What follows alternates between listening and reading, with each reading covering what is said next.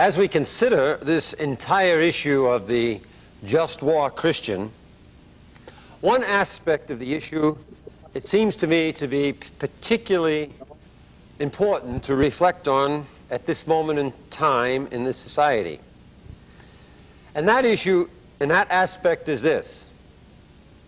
Most Christians in this society today have been nurtured not in the pacific tradition of the church, but in the just war tradition. For those are the only two traditions. In this society today, under the present draft laws, only the total pacifist is protected. Only the total pacifist has a right to alternative service. If your conscience, whether you're Catholic or Lutheran or Methodist or Episcopalian, if your conscience is formed in the just war tradition, that is, you apply the standards and you come out that this war is in fact unjust, then in this society at this time, your alternatives are three. You can engage in the unjust war, kill in the unjust war. That is, the killing for you would be unjust. That is, you can become a murderer. Or two, you can leave the country. Or three, you can go to jail. The Christian in this society whose conscience has been formed in the just war tradition has absolutely no legal protection. What's at stake here? What's at stake here is a fundamental human right. And that fundamental human right can be summed up in one sentence.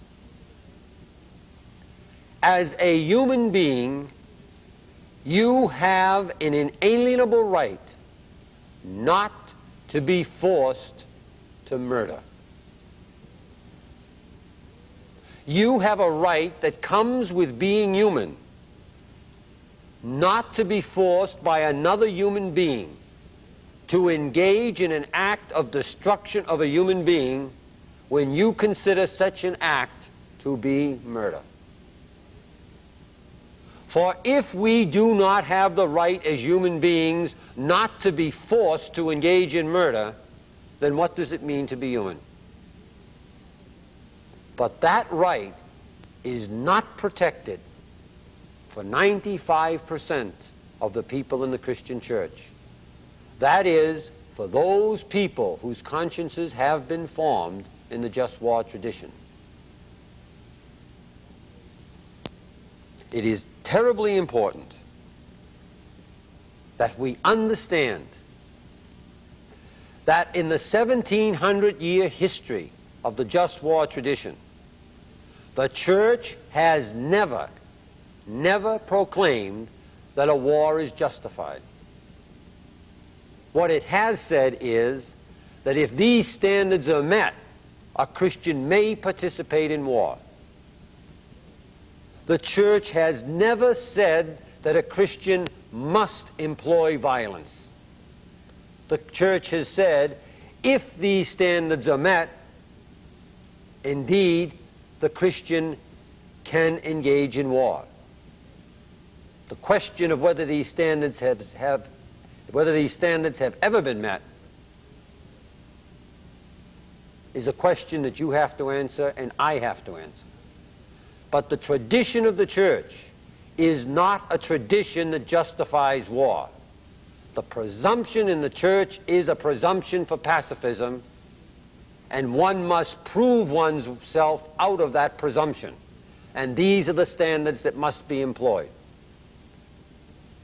The church has not, as some claim for 1700 years, said that war is justified. We must make a distinction between the history of the church and the tradition of the church that is revelatory. All that occurs in church history is not holy tradition. Holy tradition is that which occurs in church history which is consistent with the other source of revelation, namely Scripture.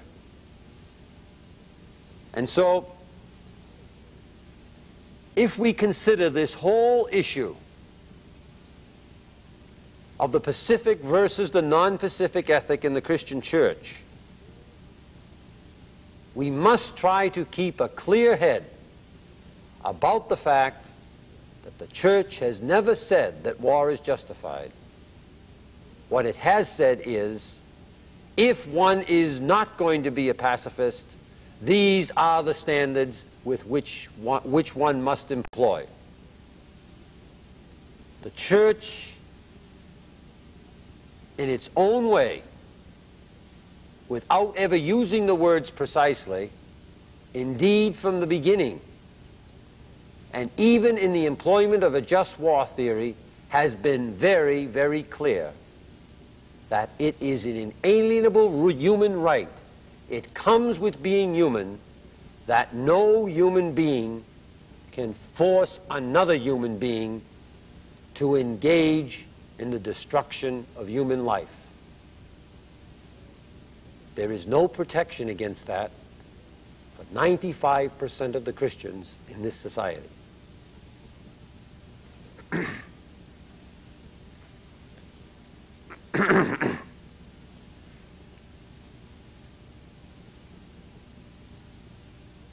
The question is often asked, what would you do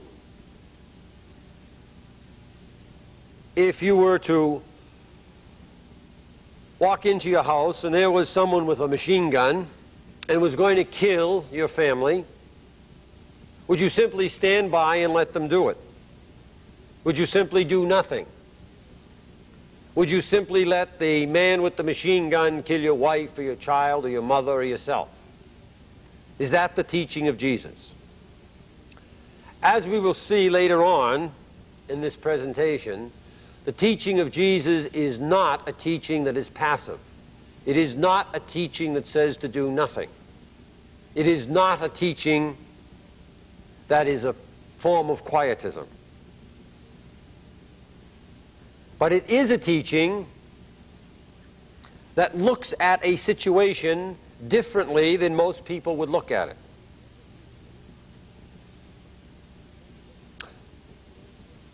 The first thing I think we have to do with that kind of example is first ask ourselves, when a person has murder in his or her heart, the person with the gun, what is it that has to be done? What is it that that person needs? Someone across from him or her with murder in his or her heart, or someone trying to manifest the light of Christ to them? In any situation, whether a crisis situation or not, the obligation is the same, to act in that situation as Christ would have acted, to put on the mind of Christ and to respond as Christ would have responded. But I think we have to be clear that people do not act in crisis situations any differently than they act moment in and moment out. Anyone who is not living, trying to live moment in and moment out, a life in accordance with the spirit of love manifest in the person of Jesus Christ, the spirit of nonviolent love, is not about, in a crisis situation, to put on that spirit. So the first thing that we have to consider is what an individual is even able to think as an alternative in a given situation is going to depend upon what he or she has thought in minor situations, non-crisis situations, day in and day out, hundreds of times a day, with what spirit the person has approached those situations.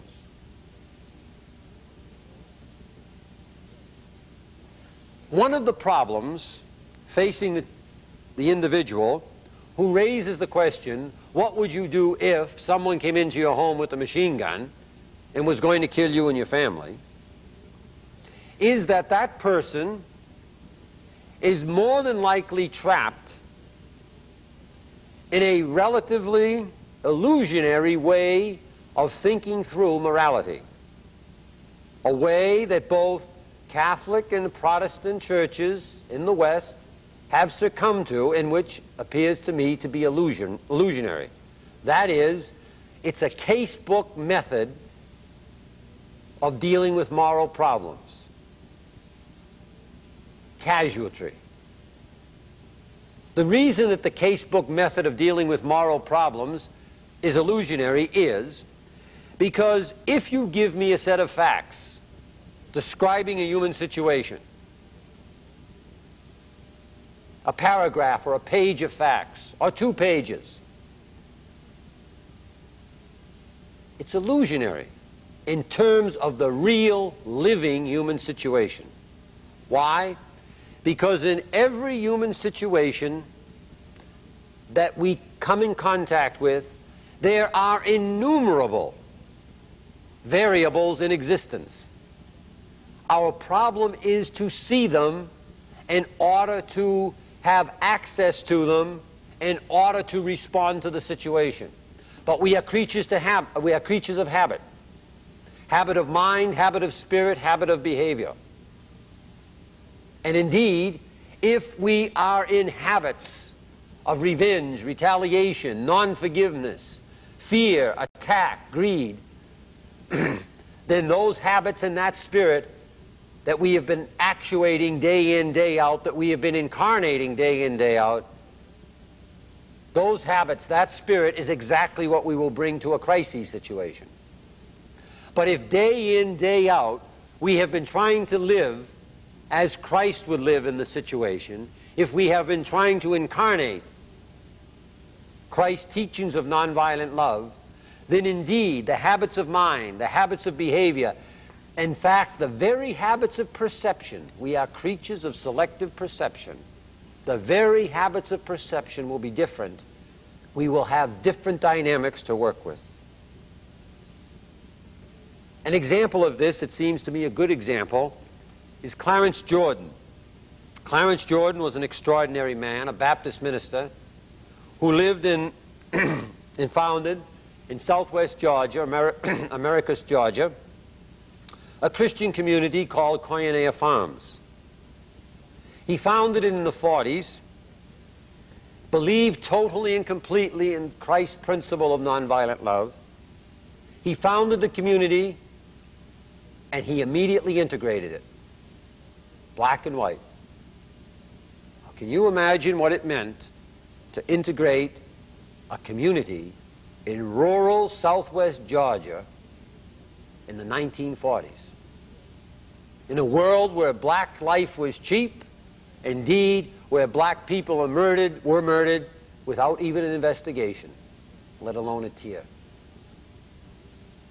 Jordan, who had a bachelor's degree in agriculture from the University of Georgia and a doctorate degree in Greek,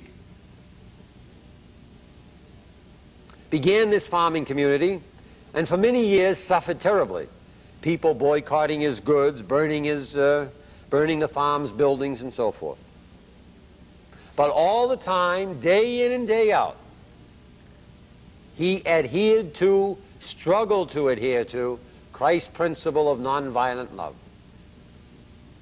And then, in the early 1950s, I believe,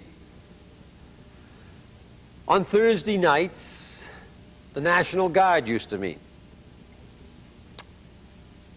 And late Thursday night, around midnight, what would take place is cars would drive by the lonely highway where Koinonia Farms was located and machine gun the farm.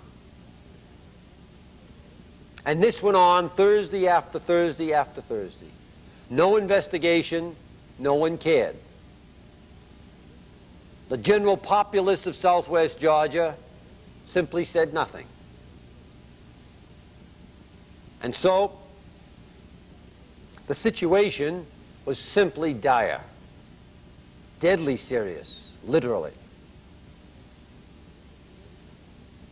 The only place where these men could be getting machine guns was from the National Guard.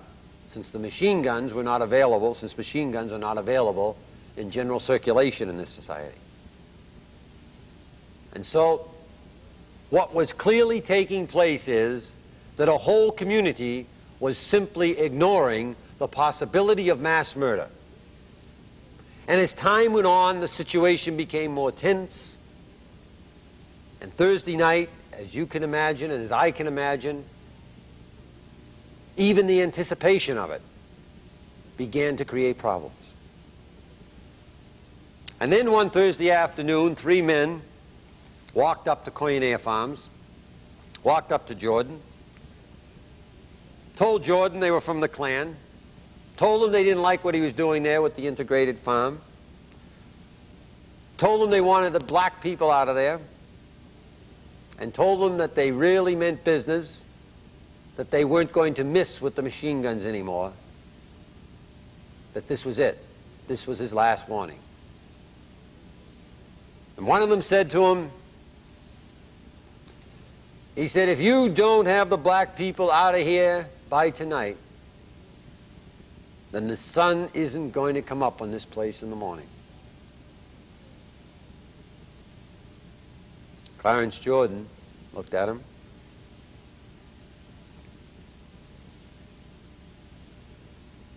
Probably a situation that very few of us would ever have to face in our life.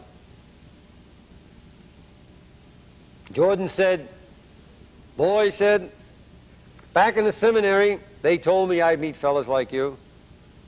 Back in the seminary, they told me fellas like you existed, but I never believed it. And back in the seminary, they said, when you go out in the world, there's a chance that you're going to meet Christian men and women like you, but I just did not believe the day would ever come. I didn't know people like you walked the face of the earth. But here I am standing in front of you, and just like they said in the seminary, people like you exist. I read about you in the Bible, he said, but I never believed I'd ever meet anyone like this.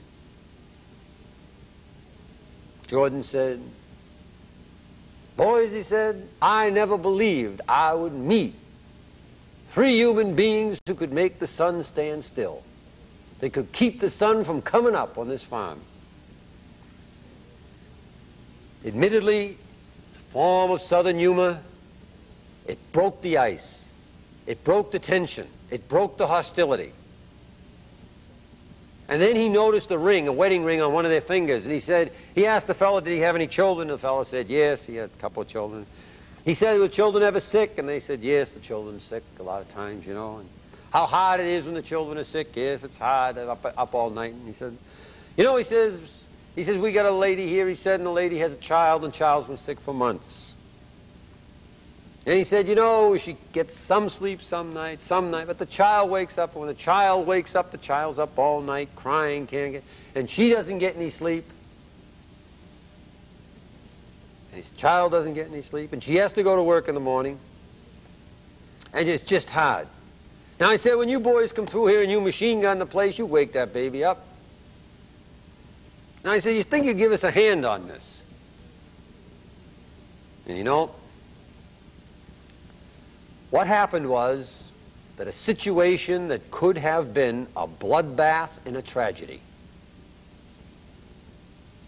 was totally reversed. The machine gunning stopped. Would you, would I, would anyone who was not trying to live in the dynamics of nonviolent love have picked out of that situation the idea that the sun was not going to rise and use it as a piece of humor? Out of all the variables in the situation, how many of us would have looked at the wedding ring and tried to build on that as a way of resolving conflict? How many of us would have found those variables? And all that's being said here is that people cannot act in crisis situations any differently than they act day in and day out. If you will live in the spirit of Christian nonviolence, of nonviolent love, in the little things in life, then in the great things in life, indeed, you will have something to call upon, something you never expected. But if you refuse, then there is nothing to call upon, except the old and dark images of retaliation and threat and anger and fear. People cannot act in crisis situations any differently than they act moment in and moment out, day in and day out. To say, "What would you do if?" is utterly and completely artificial. It's an illusionary presentation of the human reality of 10 facts where there are an infinite number of variables. The issue at stake is this, very, very clearly. Are you willing to live in a different spirit day in and day out, so that when your time of crises comes, it indeed will be an opportunity to manifest Christ in the world, instead of being a moment when you simply prolong the darkness or intensify the darkness in the world.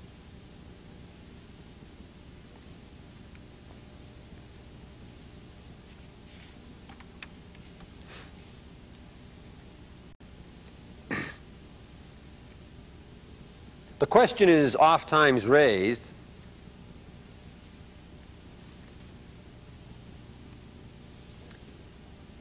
how does Christian nonviolence relate to liberation theology, which is being taught,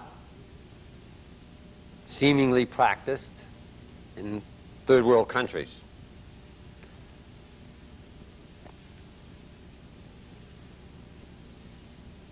And my general answer would be, indeed, Christ came to set us free. Christ came to set us free, to liberate us. And there is no question about that. What is at stake is the way of liberation. What, in fact, liberates and what, in fact, enslaves. First thing in thinking about liberation theology that we must remember is that it is a theology done in the context of people who are being oppressed. What is going on in Chile, Argentina, Guatemala, El Salvador is just raw evil and oppression. People exploiting people, caring not a jot for their lives, for their children. The rich treating the poor as just so much junk. There is no question about the injustice of it. And it's a kind of injustice and a level of oppression that for most people simply is unimaginable. Furthermore, I think we have to be very, very clear that the poor never, never, never initiate violence. The oppressed never are the people that start the violence. Why? For unless tremendous amounts of violence for extended periods of time had been used against the oppressed, unless that had gone on, the oppressed wouldn't be oppressed. Unless massive doses of violence had not been brought against people in the first instance, people would not be oppressed. The oppressed people, when they respond with violence, are always responding. They are not initiating. It is the tactic of mass media and propaganda, which is in the hands of the wealthy, to make believe there is a starting point, that this group is now starting revolutionary violence.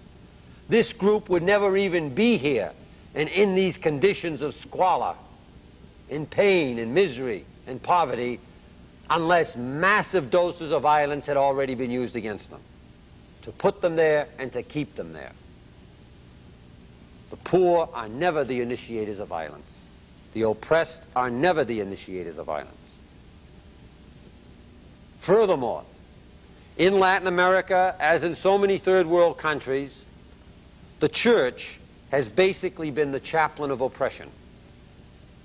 It's been the chaplaincy for the rich.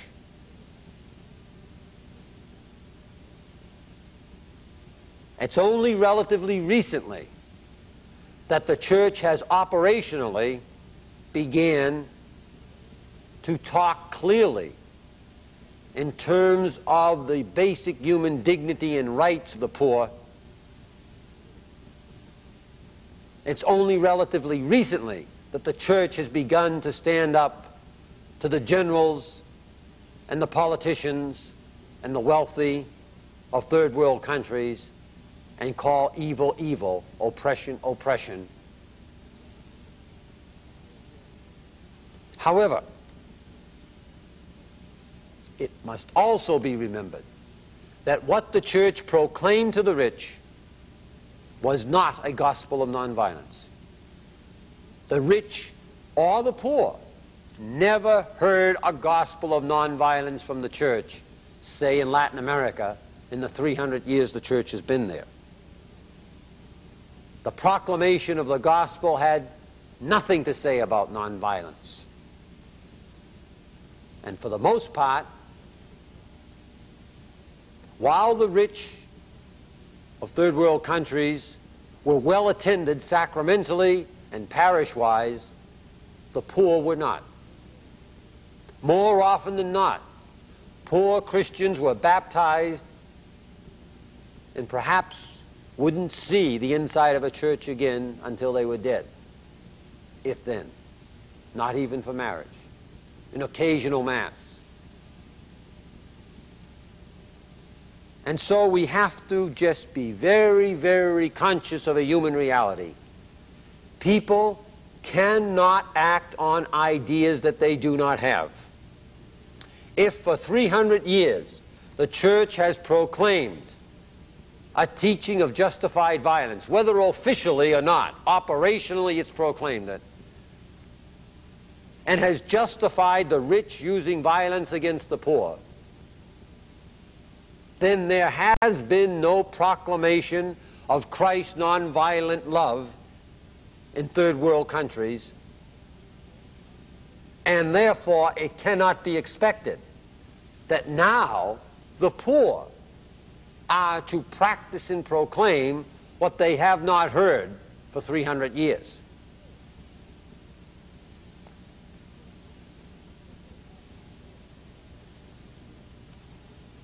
And therefore,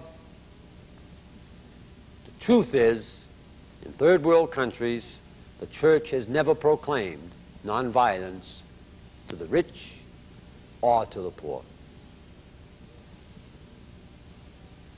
And so, it is beyond our competence, beyond my competence anyway,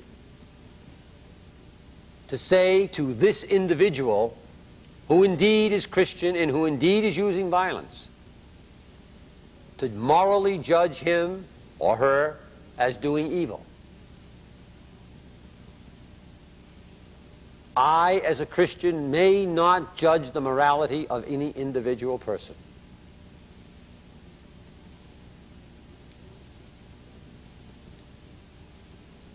However, I, as a Christian, must proclaim the gospel as truthfully as I know it. I cannot proclaim a gospel that I do not believe to be true. If someone asks, if someone who is involved with either state oppression through the use of violence or revolutionary violence asks, if someone from the CIA asks, if someone from the Pentagon asks, then I must tell him or her precisely what I believe to be Christ's teachings to be. And that is, they are teachings that absolutely and unequivocally reject the use of violence. For all parties, violence is against the will of God. Christ proclaims, he manifests an understanding of the divine and the divine will where God is love. So, I realize that there are those people who, indeed, we agree on the ends. Better living conditions, health care, education, relief of pain, basically. But the issue is not one of ends, but one of means. How to get there. For what's at stake is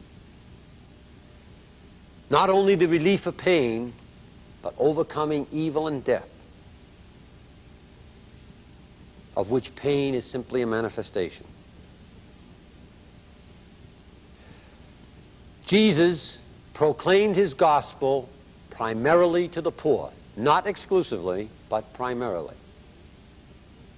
The poor at Jesus' times were the poor like these times, not the poor in the United States, but the poor in Latin America, poor in South Africa.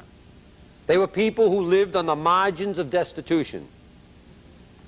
95% of the people of the world that Jesus grew up in and lived from hand to mouth. For those who got through infancy, the average lifespan was 35 years. Jesus lived and proclaimed his gospel to the poor. And as far as I can see, no place does he say to the poor to go out and to kill the rich. As no place does he say to the rich, you are justified in oppressing the poor.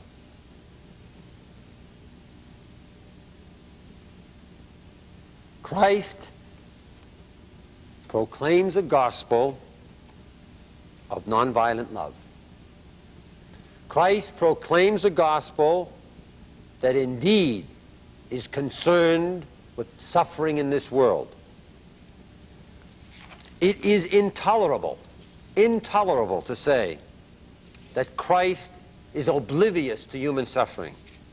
Christ's teaching is absolutely clear. Where there is suffering, relieve it.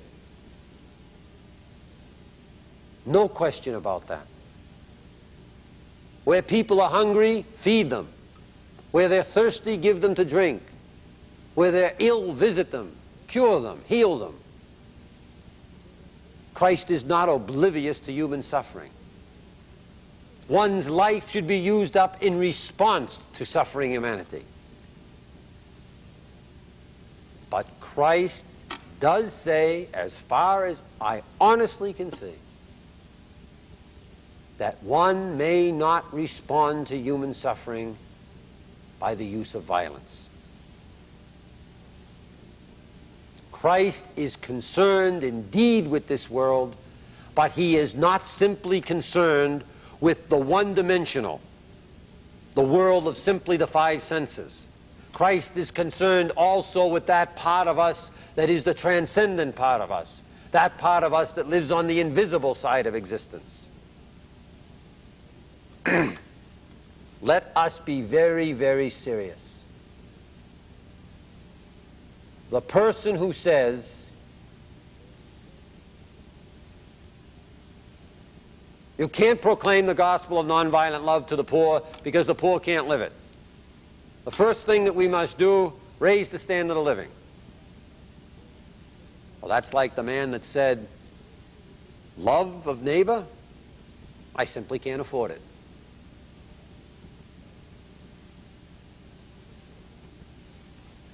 When we say that the gospel of Jesus Christ cannot be proclaimed in all its purity to the poor, aren't we doing just this?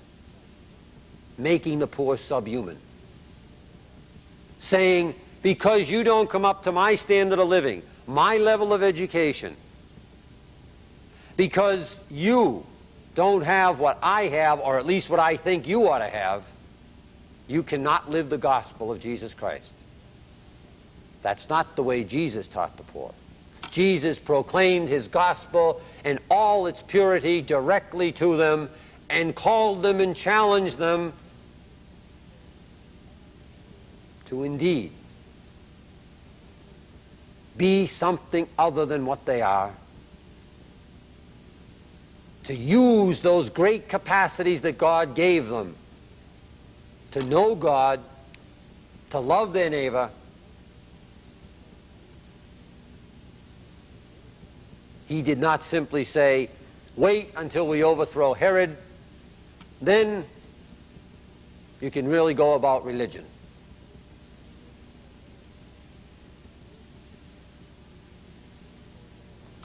What we cannot do under no set of circumstances, and what it seems to me there is a real danger of happening, not because people are poor, bad intentioned, not because there's malintention, but gradually and slowly and surely, what we are in danger of doing is taking the gospel away from the poor. And this is disastrous. We are in danger of taking the gospel away from the poor by reducing the gospel to a purely political, economic treatise. By indeed emphasizing that unless the political and economic requirements are met in life, the gospel has no worth. And I submit to you that the mother whose 3-year-old child has just fallen out of the tree and broken his neck and is now dead, and that mother who is now standing at the side of the grave where her child has just been buried, if you give that mother a political system that's perfect social democracy, where everyone has health care, indeed where everyone has education, indeed where everyone has a house, if you give her the perfect socialist democratic system, it will mean nothing. The perfect socialist democratic system has nothing to say to the person standing beside the grave of a dead loved one. And Christ does. There is a way of treating the hope of resurrection, the resurrection of Christ, in circles that deal with liberation theology glibly by saying, that's just pie in the sky after you die religion. I submit to you, if Christ has not risen, the Christian faith is in vain, just as St. Paul said. I submit to you, if there is no afterlife, if Christ has not risen, this is a nightmare. For it is all the sound and the fury signifying nothing. And rich and poor, it's only a matter that people are useless passions, burning themselves out to be extinguished forever. Pie in the sky after you die, nonsense. The resurrection is liberating. It helps us overcome the fear of death. It helps us do things that we otherwise wouldn't have done. But the resurrection is also confirmation that Christ's way is God's way. if one has to be willing to kill or maim, or to justify killing or maiming, in order to be in solidarity with the poor, then Christ was not in solidarity with the poor, because Christ did not kill or maim, nor did he condone it. If one must kill or maim or condone killing or maiming people in order to be a decent person in a society, in order to be a citizen of a society, then Christ was not a decent person, was not an acceptable citizen. If one must kill or maim under any set of circumstances in order to do God's will, then Christ did not do God's will, because Christ did not kill or maim.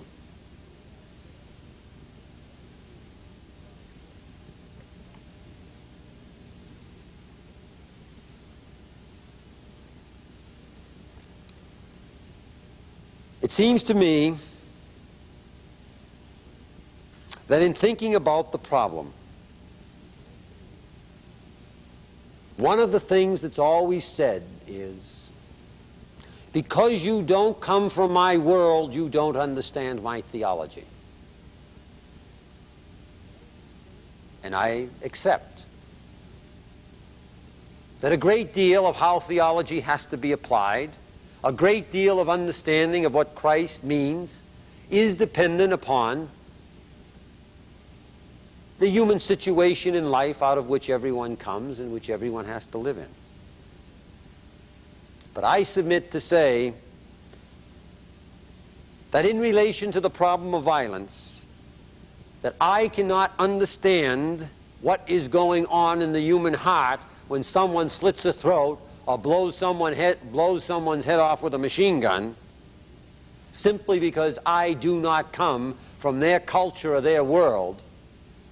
I submit that is to reduce the gospel to shambles.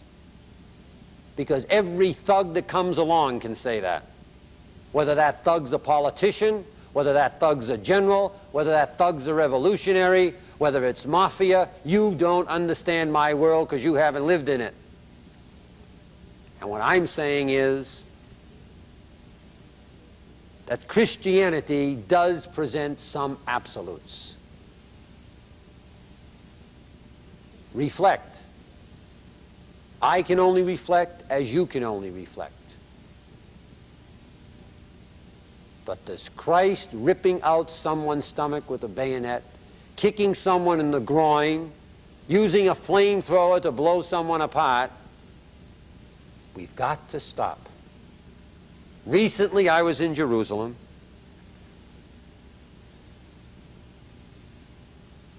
and I witnessed the three great religions, God of Abraham, that fall from Abraham, Islam, Judaism, Christianity. Jerusalem, the city of peace. And what I saw was a city of hate.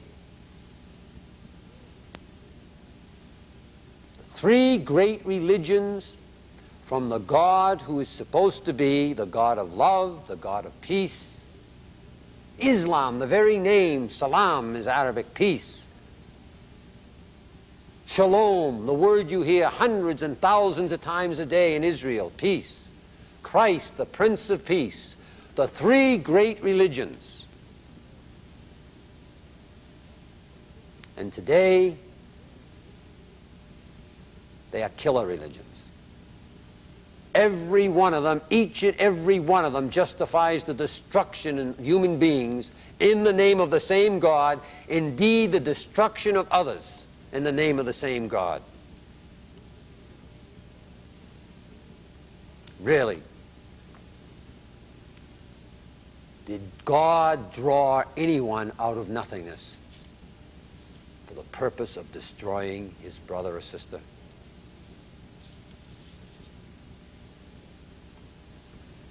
I tell you,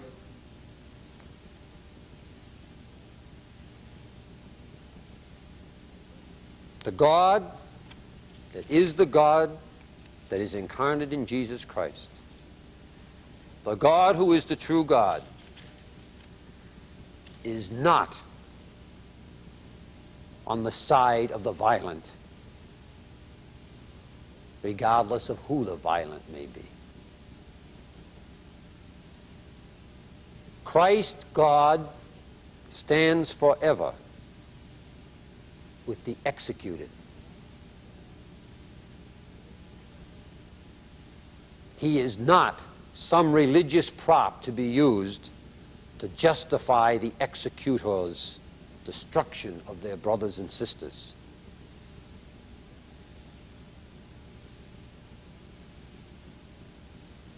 Why is it not sufficient, clearly sufficient, simply to say Christ was wrong? Gandhi was wrong. St. Francis was wrong. Just say they're wrong and go on with your killing.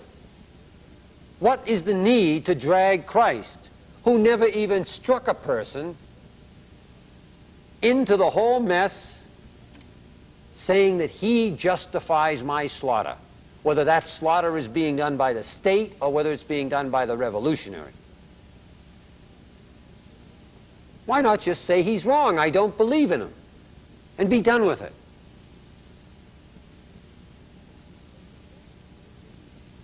The reason is that practically everyone who's involved in the business of destroying people wants God on their side. In this case, God, they want Jesus on their side. The right wing wants God on its side to justify its violence. The left wants God on its side to justify its violence.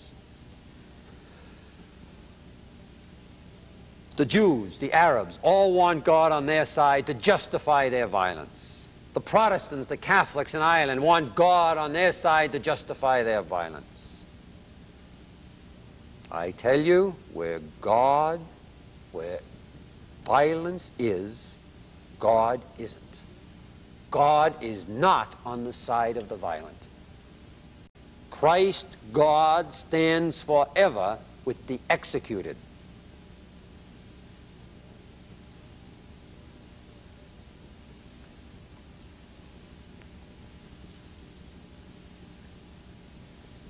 To conclude, what's at stake is not whether there is a need for human liberation, first world, second world, third world, fourth world. There is a need for human liberation universally. What's at stake is not whether the form of that liberation must take place differently depending upon different cultures. It must. What's at stake here is there a way of liberation discernible in the gospel, which way can be worked at in spirit regardless of culture? That is there a dimension of the gospel that's Catholic, that is universal?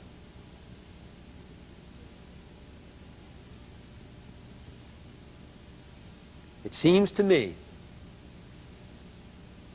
that it's all not that unclear. Jesus, it is recognized by everyone, is in complete and utter solidarity with the poor. And he does it without ever saying, slits some rich person's throat, nor hinting at it, nor wanting it.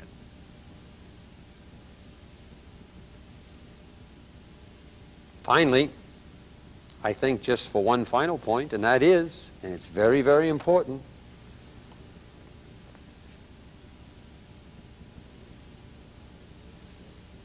the process of consciousness raising among the middle class, the poor, and the rich can be a diabolical process, even if a truthful process. For consciousness raising without love is worthless. simply to communicate to people some theory on how they are being hurt by such and such, and to raise the juices of hate and vengeance and retaliation, and to do it under the name of Christianity, because now the hate retaliation is satisfactory, is religiously legitimatized. Conscientization, consciousness raising is a significant and important process. It is a must. But consciousness raising that indeed not only is done in a way that not only reduces the other party to a thing, but literally makes the other party a party of hate and scorn, indeed raises in people the desire to destroy the other party, that is not the stuff of Christianity. It is important to use human intelligence, human reason, to understand reality. But truth without love is worth nothing at all in terms of the redemption, the liberation of all humanity.